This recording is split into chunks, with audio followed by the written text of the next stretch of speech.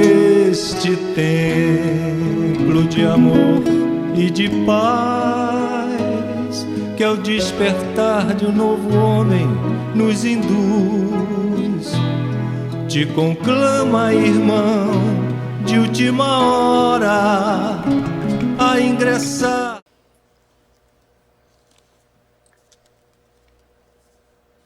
Se vida é ter a gente, a alma retida no cárcere do corpo, de tal sorte que ela a seu turno se torne vencida, então vida não é vida, é morte. Se morte é libertar-se a alma do forte grilhão da carne, alando-se em seguida para o alto céu, num rápido transporte, então morte não é morte, é vida. Se vida é ater-se à escravidão que humilha, é a alma presa à senda que ela trilha, e morte, a mutação de sua sorte, e a volta sua livre à luz perdida, porque esse apego que se tem à vida, porque esse medo que se tem da morte.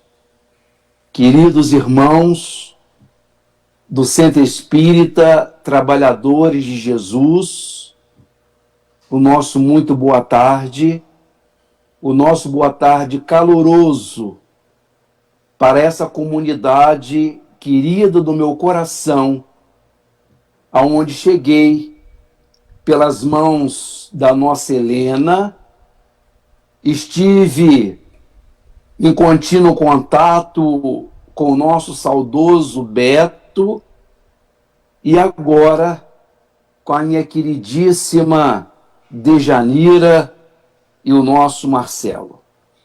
Que Deus nos abençoe, que tenhamos uma tarde de reflexão, uma tarde de iluminação, de ponderações em torno da vida maior, principalmente nesse momento grave, crítico, por que passamos. Estaria hoje eu aí, então, no dia 12 de abril, combinado já há tantos meses com o nosso Marcelo, e aconteceu tudo isso, de modo que nós agora temos de nos entreter através do meio tecnológico, eu não estando aí presente. E a primeira reflexão, meus amigos, que nos traz esse momento, essa circunstância, é o fato de que nós não estamos podendo ir à nossa casa, ao nosso trabalhadores de Jesus. Pensemos, reflitamos, que costumeiramente, quando tudo é favorável, quando só depende da nossa vontade, da nossa disposição, nos dirigirmos para a nossa casa espírita, quantas vezes o desânimo, o cansaço, a falta de interesse, os problemas de relacionamento, às vezes impedem, dificultam a nossa ida. E quantas vezes nós temos feito opções diferentes, negando a ida à casa, preterindo a ida à casa em prol de outras atividades.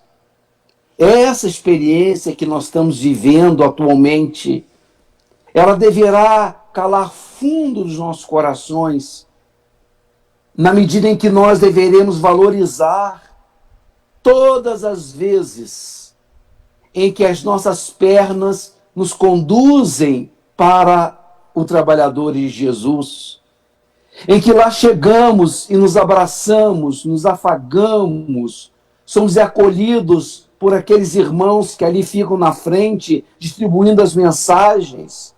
Podemos então nos confraternizar, nos olhar. E hoje, nessas circunstâncias, nós estamos sendo impedidos de estar na nossa querida casa espírita. Então, pensemos nisso. Quando tudo isso passar, imaginemos e valorizemos todas as vezes em que os céus nos oportunizar a ida, a participação da reunião da Casa Espírita, lembrando-nos daqueles dias em que nós quisemos ir e não pudemos fazê-lo. Teria, então, algumas considerações nessa Páscoa, nesse domingo feliz de Páscoa, fazer algumas considerações em torno do papel da nossa doutrina espírita, da nossa querida doutrina espírita, que é exatamente o de consolar e de esclarecer. A doutrina dos espíritos desenvolve esse binômio, essa dobradinha de atividades em nós. Ela esclarece e nos consola. E ela nos consola esclarecendo. Então a doutrina espírita tem esse potencial, tem essa capacidade de abrir, fazer com que vislumbremos outros panoramas da vida. O que as religiões ortodoxas, com todo respeito e admiração, elas não conseguem nos mostrar, nós divisamos, nós adentramos panoramas que só a doutrina dos espíritos nos permite. E com isso ela nos esclarece e com isso ela nos consola. Então ela nos esclarece consolando e nos consola esclarecendo. Diante desse momento então difícil, diante dessa circunstância que passou a fazer parte da nossa vida, fiquemos, meditemos, filosofemos um pouco a respeito do que está sendo essa experiência. Eu estou com uma ressonância ouvindo o estúdio, e isso está me atrapalhando um pouco a concentração. Eu estou com o som aberto e minha fala está... Isso, eu acho que melhorou bastante. Pensemos, então, naquilo que está sendo a nossa experiência. O que verdadeiramente é essa experiência pela qual estamos passando? Acredito que ela está sendo imensamente forte, extremamente crítica, na medida em que ela está nos colocando diante, meus amados, da nossa finitude física, material. Além das notícias, das estatísticas, das pesquisas microbiológicas, epidemiológicas, além de todos os dados levantados a respeito dessa tragédia, desse fenômeno mundial, o que está por detrás disso tudo, essencial e substancialmente falando, é o fato de termos de estar encarando a precariedade da vida humana. A possibilidade, a percepção de que nós não somos os tais, de que não temos solução para tudo e que a nossa vida material, ela corre risco, mediante as fragilidades de cada um. O vírus, uma vez adquirido, poderá fazer um maior ou menor estrago. Então, a reflexão vai nessa linha do choque que nós estamos tendo diante do fato de que podemos deixar de existir no corpo físico a partir de qualquer momento. Dificilmente essa reflexão é tão intensa, tão forte conosco, fora de uma situação desta. Normalmente, se somos jovens, ou se somos já maduros, mas que gozamos de boa saúde, a expectativa, a percepção que nós temos é de que nós vamos ser os últimos a desencarnar. Que nós vamos ver todos os nossos amigos morrerem, que vamos às cerimônias finais, aos enterros de todos eles, e que nós, sabe Deus, certamente imaginamos que vamos ficar para a semente, pois essa experiência dolorosa, e ela está sendo intensamente forte, porque ela nos coloca diante da exiguidade, da nossa impotência, da exiguidade das nossas forças, nos escancara diante de nós mesmos a nossa incapacidade, diante de um micro-organismo que é invisível e que consegue gerar essa comoção toda, portas adentro das nossas almas.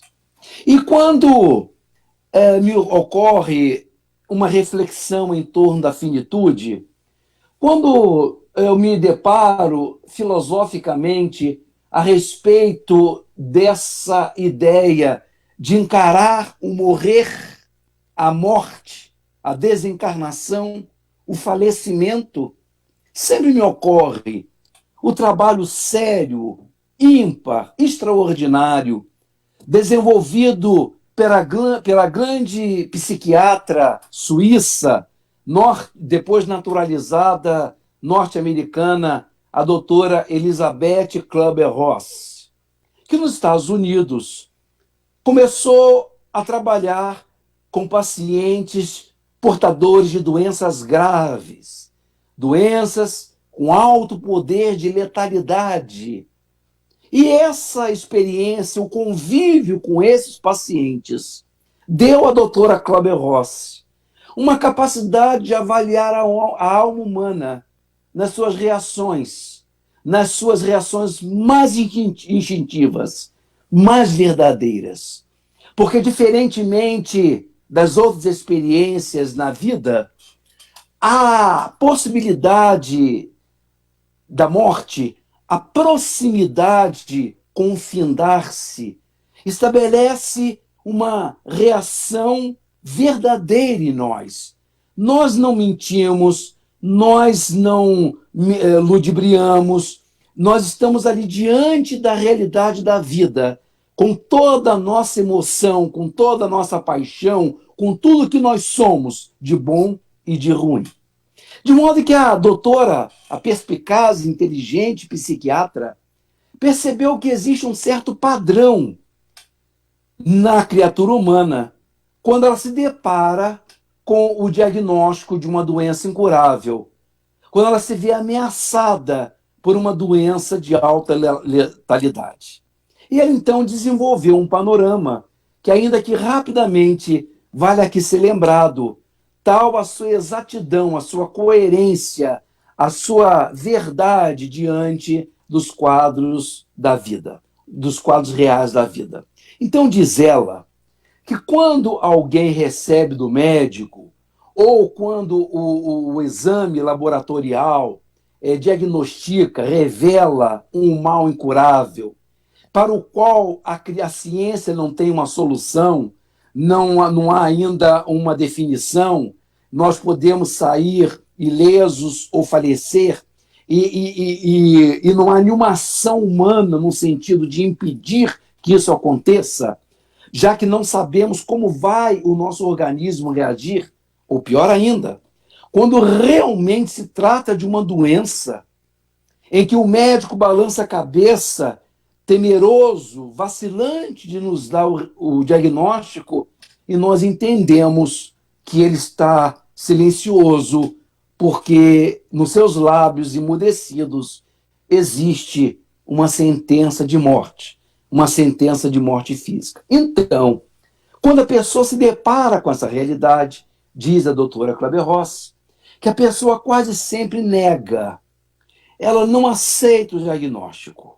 O médico, embora recomendado, não é tão bom assim, e ela então vai procurar uma outra opinião, vai procurar um outro especialista, vai se acercar de quem poderá ajudar ela, ou repetir o exame, porque no laboratório talvez tenham trocado o número do prontuário, o número do exame dela, e certamente aquele exame não pertence a ela, pensa a criatura, negando a possibilidade disso acontecer.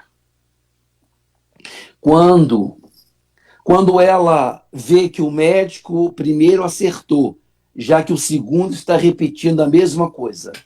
Quando o exame laboratorial revela o mesmo resultado, mostrando que realmente ela tem algum pouco tempo de vida, a segunda reação da pessoa, depois que ela nega, ela se revolta.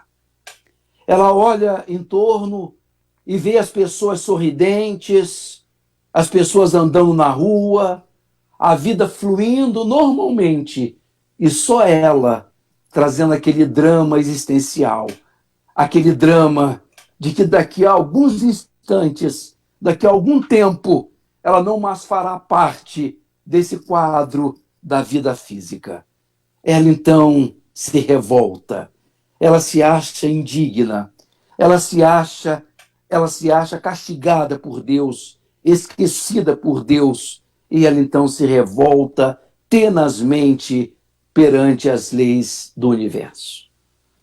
Mas ela depois percebe, desse segundo estágio, que ao invés de se revoltar contra Deus, já que os médicos são incapazes, já que a medicina é insuficiente para debelar o seu mal, ela então parte para um outro projeto, para uma outra estratégia totalmente humana, totalmente normal, totalmente compreensível e reproduz o que é a realidade de cada um de nós, de todos nós. A alma procura um movimento em que ela procura uma certa barganha, ela procura uma aproximação com Deus. E ela então começa a realizar preces mais fervorosas e mais constantes. Ela, dependendo do culto que ela tem, ela vai mais à reunião religiosa, ela fica mais presente na sua igreja, na sua casa espírita, o que seja, porque subliminarmente, tacitamente, o que ela está querendo dizer a Deus é assim: ó Senhor, olha como eu estou melhor, olha como eu melhorei, olha como é que o Senhor não precisa concretizar esse plano, já que eu já estou melhor, já que eu cheguei aonde o Senhor queria que eu chegasse. E ela então vai fazer caridade, ela vai distribuir sacolas de mantimentos, ela vai, enfim, queridos, movimentos naturais da alma, e que nós, mais cedo ou mais tarde, de um jeito ou de outro, em maior ou menor grau, de alguma forma, todos nós fazemos isso. Então, após a revolta, após a negação, advém-nos a revolta, e depois da revolta, a barganha, um contrato, um acerto com Deus. Mas voltamos ao médico e recebemos a triste notificação de que a doença progrediu, que o tumor cresceu, de que o tempo se expira, e nos damos conta de que todo aquele período de oração, de preces, pedidos de corrente, tudo que nós nos movimentamos em direção a Deus, ele parece ter ficado indiferente, porque a doença progrediu, e a criatura então chega ao quarto estágio, a que se dá o nome de depressão. É como se a pessoa pensasse consigo mesma: já que eu não posso fazer nada, já que nenhuma ação minha, nenhuma reação minha, nenhum movimento meu consegue mudar esse destino infeliz, o que me cabe é deprimir-me. Eu não posso fazer mais nada. E a pessoa então desiste da vida, negando toda a sua existência num processo agudo de depressão. Vê e admite a doutora Claber-Rossi que a criatura humana é capaz de atingir o quinto estágio, depois da negação, da revolta, da barganha, depois da depressão. A criatura, ela consegue abrir-se para Deus, sentir-se como criatura e aceita. O quinto estágio, então, é da aceitação. É como se ela entendesse que, como criatura de Deus, Deus a escolheu para mostrar o quanto ele é grande. ela percebe que Deus não tem outra maneira de mostrar sua grandeza a não ser através dos seus filhos. Então ela agarra o seu destino com dignidade, com grandeza, vertendo lágrimas grossas no coração. Mas ela entende que se a vida dela foi uma bênção, um milagre de Deus, desse Deus bom até ali, esse Deus não lhe virou as costas. Ele tem o seu propósito, a sua razão, o seu motivo. E ela, como dizia Dostoiévski, dizia ele, temo somente uma coisa, não ser digno do meu tormento. Então ela se torna grande e deseja ser, quer ser digna do seu tormento. Se Deus me escolheu, se Deus achou que eu consigo levar esta, a pessoa assume perante si mesma o compromisso de levar a termo essa experiência com toda a grandeza, com tudo que ela tem sido até aqui, confiante em Deus, nosso Pai maior. É assim, meus amigos, que a doutora organiza, esquematiza, evidentemente, varia. Algumas pessoas não atravessam determinados estágios, pulam estágio. Eu penso mesmo que diante da época, do momento que nós vivemos, com tantas evidências, com tantas demonstrações, nós já não podemos negar, nós não podemos sequer, ainda enquanto não nos chega, nos revoltar. Então nós estamos naquela fase da barganha, estamos na fase dos nossos acertos, de combinar com Deus algumas coisas, né? E como eu disse, a doutrina espírita, ela não é que ela seja a melhor religião, ela é a melhor religião para nós. Ela traz uma mensagem diferente, ela procura despertar em nós uma perspectiva maior de vida que deve nos auxiliar exatamente nesse momento. Diante disso, me ocorre pensar como é que nós temos reagido, como é que nós temos encarado a possibilidade da contaminação pelo coronavírus, né? pela Covid, pela doença causada pelo patógeno, o coronavírus. Como é que nós temos reagido? Como é que nós, espíritas, detentores de toda essa visão, como é que nós temos, através das redes de internet, das redes de relação que disponíveis, né? Instagram, Facebook, WhatsApp e outros tantos, como é que nós, o que tem aparecido, o que tem surgido como a lídima, como a verdadeira resposta nossa diante dessa calamidade mundial? Nós temos recebido vários convites, várias insinuações de que deveremos nós nos unir em determinado horário, combinar uma hora qualquer para juntos orarmos a Deus no sentido de expulsar. Nós não assumimos isso abertamente. Então dizemos que a oração no sentido de fortalecer nossos corações. Mas, em verdade, talvez, se não em todos, em boa parte, o que existe é um desejo de conjurar, é um desejo de afastar aquele mal.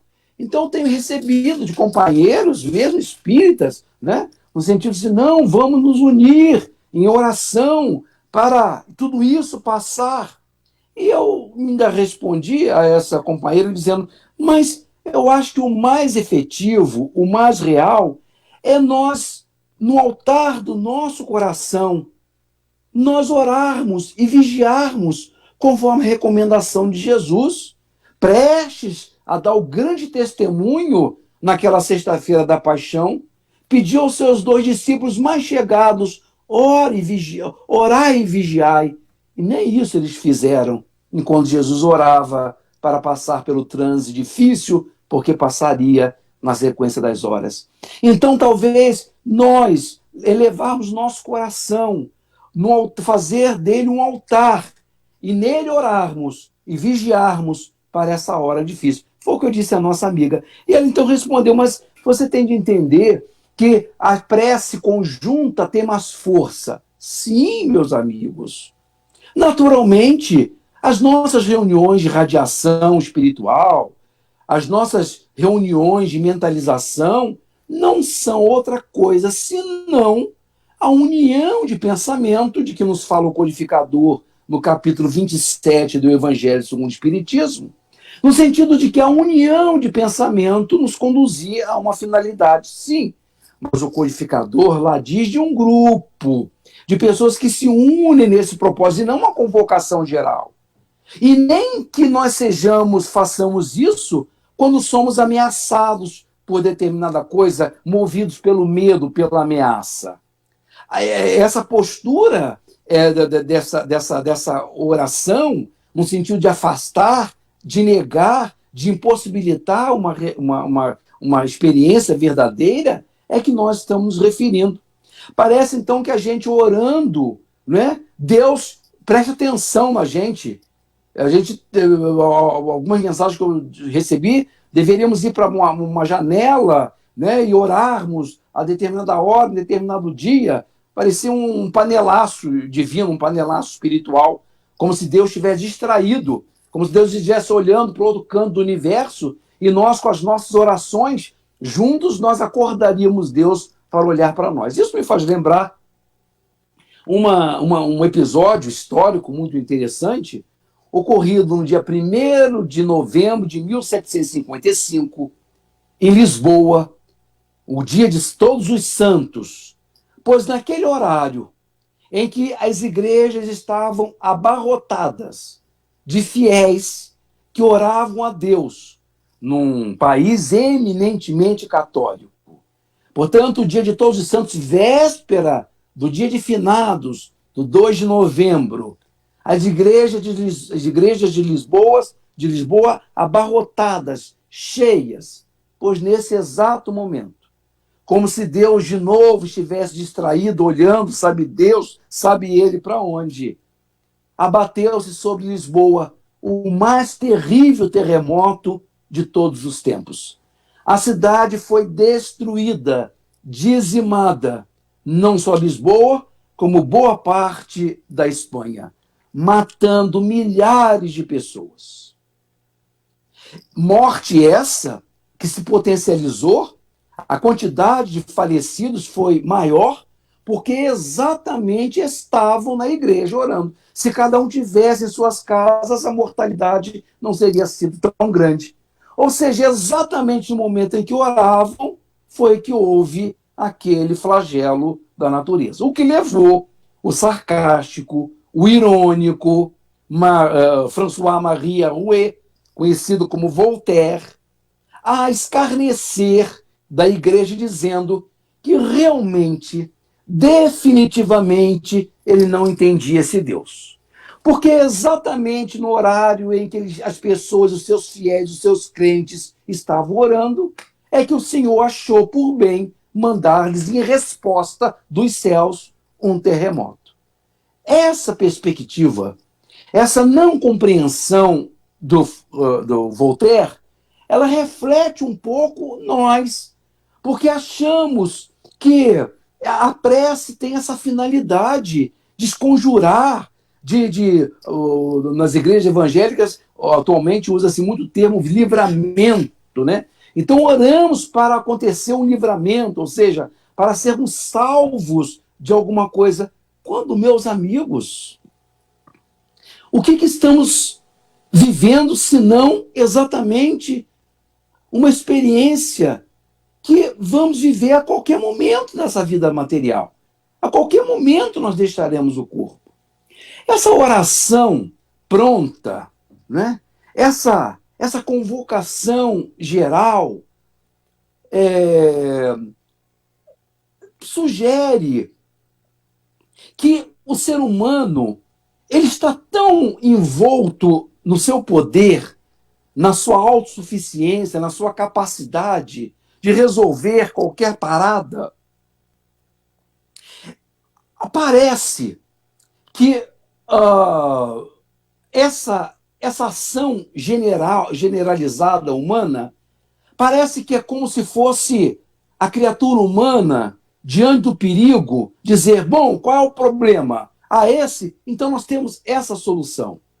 E a oração fica parecendo assim, uma atitude ditada pela tola e ilusória prepotência humana, que acha que para tudo que vier a acontecer, todas as ameaças e perigos, ela tem sempre uma solução.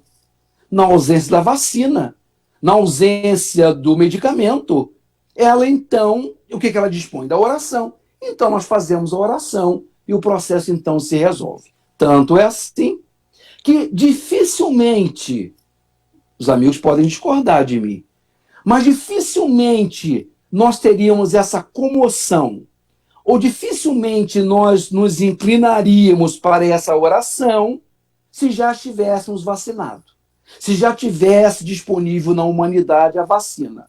Como não dispomos, como estamos diante do medo, da falência das nossas possibilidades, então nós utilizamos a estratégia que temos à mão. Eu não estou, de forma nenhuma, banalizando, diminuindo o poder da oração. Muito pelo contrário. É nesse momento que os nossos corações contritos, juntos, lá no fundo, cada criatura, em contato com o Criador, deverá orar em profundidade, perguntando a Deus pelas forças, perguntando a Deus se no momento agudo, na experiência dolorosa, se Ele poderá nos ajudar, mantendo em nós a grandeza. Então, meus amigos, pensamos nessas mensagens que chegam, né? E aí já tem alguns amigos que já se acham mártires, né? Então dizem, mas então, nós como os mártires faziam. Eu digo menos, queridos, menos, não é? A gente, em verdade, estamos longe disso. Quando o Chico, pela família Humberto de Campos, foi processada, ele e a Federação Espírita Brasileira, em função da família Humberto de Campos, porque dizia que a Federação e o Chico estavam usufruindo de direitos autorais do ex-escritor. Então o Chico ficou muito apavorado e durante dias o Emmanuel desapareceu da sua visão espiritual. Quando o guia chegou, ele se queixou com o Emmanuel e disse, então, senhor, nessas horas sérias, importantes, difíceis, o senhor desaparece? O senhor não se dá conta da falta que o senhor tem me feito? O Emmanuel achou estranho aquele desabafo e disse, mas Chico, o que você está falando? O que você está se referindo? Eu não estou entendendo. Não, o senhor não está entendendo? O senhor não sabe que eu estou sendo processado? Eu e a Federação Espírita Brasileira? E se formos condenados, eu vou ser preso numa prisão no Rio de Janeiro. O senhor não sabe desse risco? O senhor não sabe desse perigo? O senhor não está fazendo nada? O Emmanuel olhou para o Chico e disse, Chico, então essa exacerbação, esse nervosismo seu todo, é porque você está com receio de ser condenado pela psicografia do nosso Humberto e ser preso pelo trabalho do bem. Não, meu filho, se é isso, você pode se preocupar, Chico. Você não é muito imperfeito para dar o testemunho em nome do Evangelho, para ser preso em nome de Jesus. Você não tem condição, não. Se é isso que você está preocupado, fique tranquilo, você não vai ser preso, porque você não tem ainda competência, condição de dar esse testemunho em nome de Jesus. Imagine, queridos, se Emmanuel falar isso para Chico Xavier, o que nós diremos de nós mesmos, né? O Divaldo, a questão de algumas semanas atrás, numa entrevista muito interessante dada, ao que parece, na Mansão do Caminho, quando a jornalista pergunta qual a razão disso, desse momento complicado, ele responde com toda a serenidade, com toda a clareza, com toda a precisão, dizendo que isso faz parte de um processo natural de evolução do planeta, de evolução do ser humano. Lembra que já tivemos outras epidemias, já tivemos outras pandemias. E a criatura humana, o que aproveitou disso? Ela evoluiu, ela melhorou meios de diagnóstico, de antibióticos, desenvolveu técnicas. O ser humano evoluiu exatamente a partir desses males. Lembrando, meus queridos, o que nos dizem os espíritos nas questões do livro dos espíritos, que vão da 737 a 741, que cuidam dos flagelos naturais. Quando na 737 o Kardec pergunta com que fim fere Deus a humanidade com os flagelos destruidores? E as entidades dizem assim, para fazê-lo evoluir mais depressa. Ao longo das questões, nós não vemos nem relação de causa e efeito, de processo kármico. O codificador diz que essas ações são no sentido de fazer evoluir o planeta e a criatura humana. Emmanuel, no livro O Consolador, na questão 101, quando perguntam a ele por que a ciência não conseguiu ainda, ou aquela época, descobrir a cura para a lepra.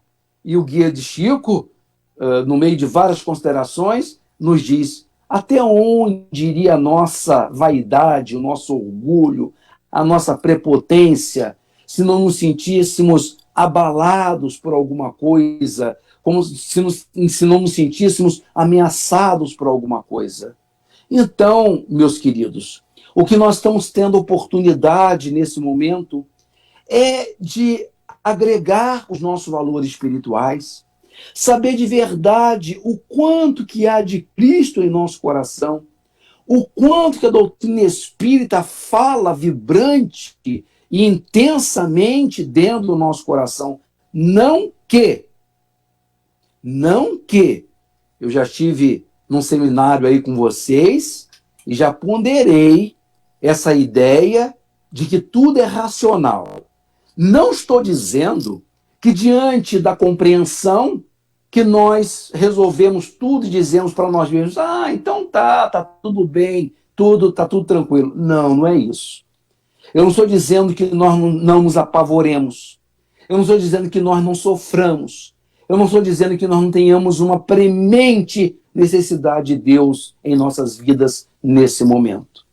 O que eu estou dizendo é de que nós estamos vivendo uma experiência real e que a doutrina dispõe de recursos extraordinários para nos acalentar, para nos consolar nesse momento. Não precisamos imaginar correntes de espíritos se reunindo no espaço sideral, fluidificando as águas do planeta para desenvolver a imunidade da pessoa. Não precisamos cantar Ave Maria em aramaico, nem a nona de Beethoven, isso entre outras ideias que chegaram. Simplesmente a doutrina dispõe de recursos verdadeiros, né? Como sendo doutrina cristã. Nesse momento nós nos lembramos da Bíblia, do Novo Testamento, do Velho e do Novo Testamento. Uma das passagens mais bonitas, um dos momentos mais profundos que eu consigo enxergar no Velho Testamento, no meio de tantos outros, é quando Jacó, fugindo do seu irmão, ele está no deserto de Berseba, em direção a cidade de Harã. Ele fugiu durante dias do seu irmão. Está exausto, cansado, não tem mais pernas para correr. E a noite vem, ele pega uma pedra, coloca debaixo da sua nuca e ali deitado fita o infinito, o céu, sentindo-se extremamente desolado, totalmente solitário, sentindo-se o pior dos piores, o desprotegido de Deus. É quando ele sonha, vê uma escada que vai da terra ao céu, em que anjos pelos degraus sobem e descem, e ao olhar para o alto da escada, ele ouve o seu Deus, dizer: eu nunca te deixarei, nem nunca te abandonarei. É isso, queridos. É isso que nós temos de sentir, em que a nossa fé está sendo posta à prova, mas é sentindo Deus dentro do nosso coração. Ou como nos dirá Jesus, na sua bela mensagem confortadora, é como se o Mestre tivesse voltado da Galileia e estivesse no ouvido de cada um dos meus amigos, os trabalhadores de Jesus. Imaginemos como se Jesus estivesse do nosso lado, no sofá, na cama, no banco, onde estivermos. Mas imaginemos que Jesus está repetindo de novo nos nossos ouvidos, dizendo assim: vinde a mim. Vinde a mim, vós que andais cansados e sobrecarregados, porque eu vos aliviarei. Tomai sobre vós o meu jugo, e aprendei de mim, que sou manso e humilde de coração, e encontrareis descanso para as vossas almas tristes, porque suave é o meu jugo e leve o meu fardo. Eu sou a luz da vida, e quem me segue não anda nas trevas, pelo contrário, possui a luz da vida. Deixo-vos a paz. A minha paz vos dou. Não vou-la dou como o mundo a dá. Tudo vos tenho dito para que tenhas paz em mim. No mundo passais por aflições, mas não se turbe o vosso coração. Não, eu venci o mundo. Então, um recurso desse, em que nós sentimos Jesus no nosso coração, né? Como doutrina cristã, sentindo que nós somos protegidos por Deus, a noção de vida da lei de causa e efeito, né? A humanidade se divide entre aqueles que aceitam a lei do karma e outros que não. Alguns aceitam que é um planejamento cósmico, de modo a que tudo que nos acontece tem uma determinação, tem a mão divina conduzida, e tem outras pessoas que não aceitam isso. O interessante, meus amigos, é que nenhum dos dois grupos, tanto aqueles que creem na lei do karma, tanto aqueles que não creem, nenhum dos dois grupos sabem o que vai lhes acontecer. Ninguém podia imaginar há 2, 3 meses atrás que nós estaríamos hoje um tremendo domingo de Páscoa, uma data tão importante para a cristandade, que nós estaríamos nos falando por esse meio, impossibilitados de estar na nossa casa espírita. Não sabíamos. De modo que ninguém sabe o que vai lhes acontecer no curso das horas, das semanas, dos dias, dos anos. O futuro é uma incógnita. Tudo poderá se dar conosco sem que nós sequer imaginemos. Mas aqueles que têm a visão de leis cósmicas, de leis divinas, aqueles que conhecem a lei do karma, diante de uma calamidade, diante de uma ameaça, ao invés de se exaltar, de se exacerbar, a pessoa respira um pouco mais tranquilo, porque sabe que a lei do karma, a lei de causa e efeito, ela é tão precisa, ela é tão exata, que ela, ao acontecer, ela garante justiça, de modo que nada nos ocorra além daquilo que nós podemos suportar. Isso é um conforto, porque seja o que for que vier, Deus já terá sondado o nosso coração e percebido que nós somos grandes o suficiente para com dignidade, para com grandeza, enfrentar, seja o que for, a parada que for, sem espetáculos, sem exageros, sem viagens, sem movimentações exacerbadas, dando testemunho verdadeiro dentro dos nossos corações. Queridos, vou me encaminhando para o final dessa nossa conversa, mas ainda vale a pena considerar, né, de que, vejam, que a morte não é absolutamente a pior coisa que pode nos suceder no curso das próximas semanas, dos próximos meses. Se as previsões epidemiológicas, econômicas estiverem certas, nós haveremos de ver quadros muito tristes, esses verdadeiramente medonhos na nossa sociedade.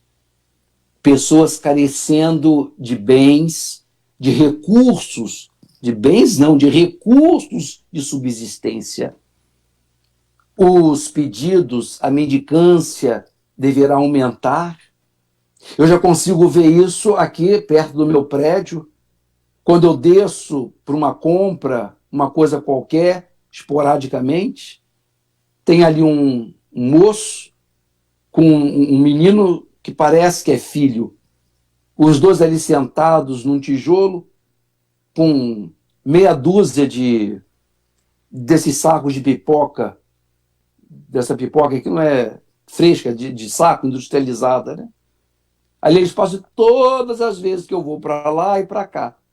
Eles pedem para eu comprar um saco de R$ 2, essa pipoca. Eles têm ali no máximo uns 6 ou 10 sacos desses.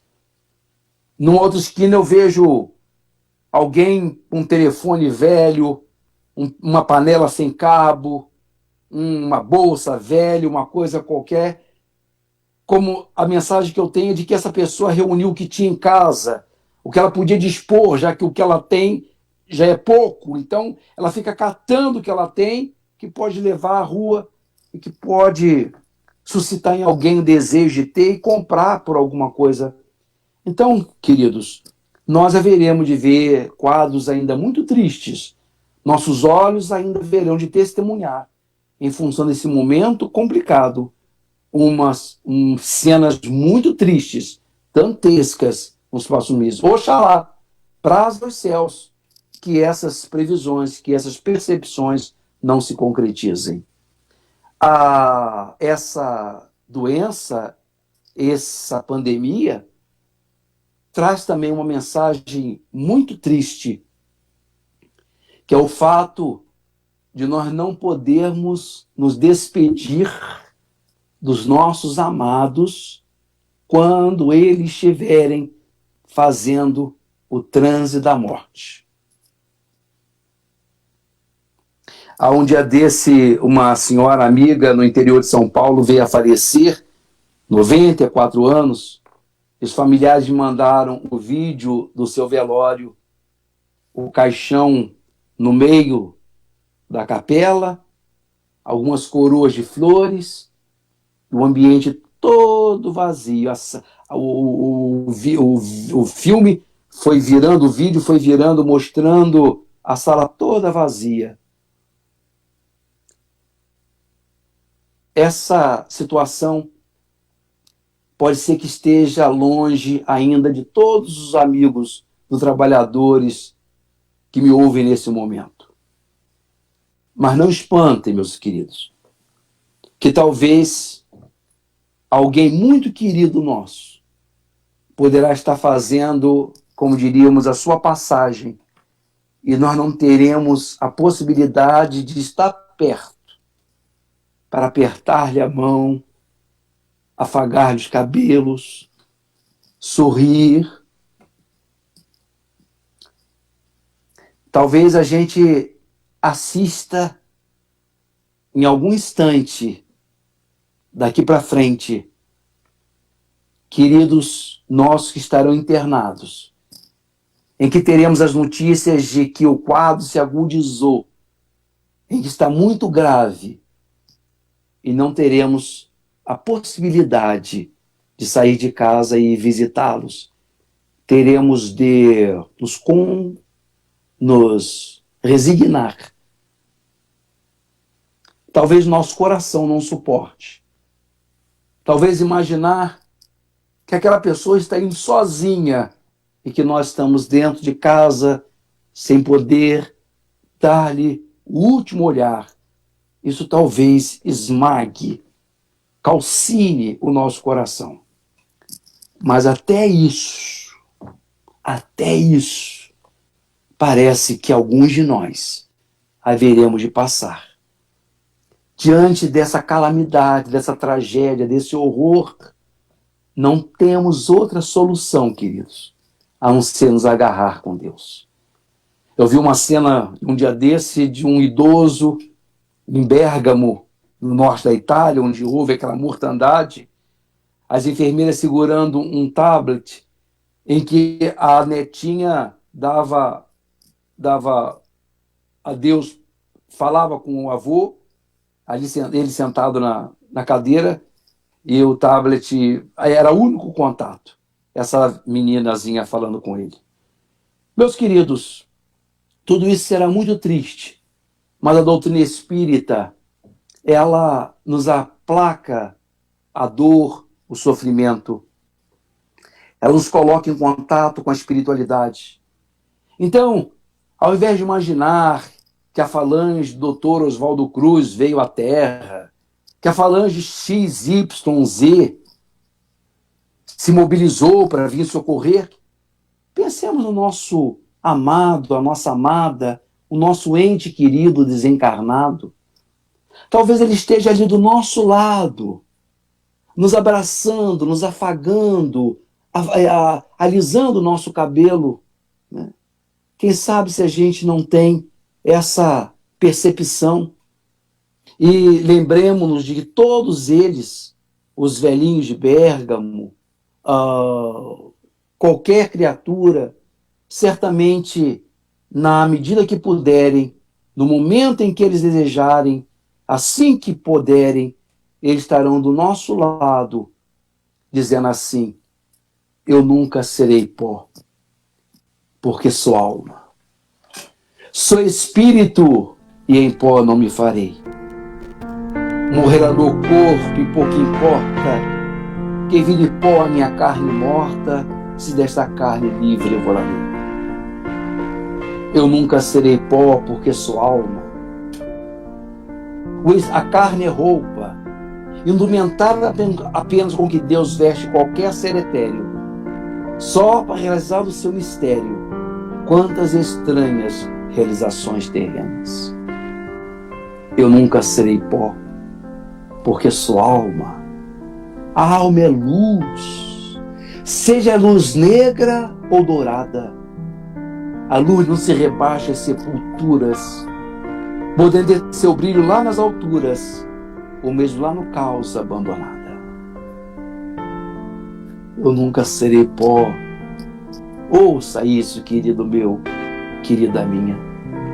Se a carne acaba no feral abismo dessa soturna deusa do destroço chamada morte, vã silhueta de ossos, a alma não recebe no batismo.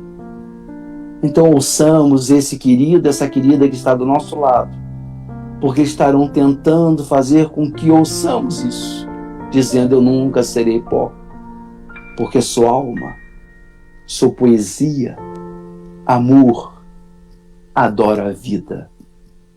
E brilharei na música e no verso, entre as estrelas claras do universo, quando da carne me encontrar despida.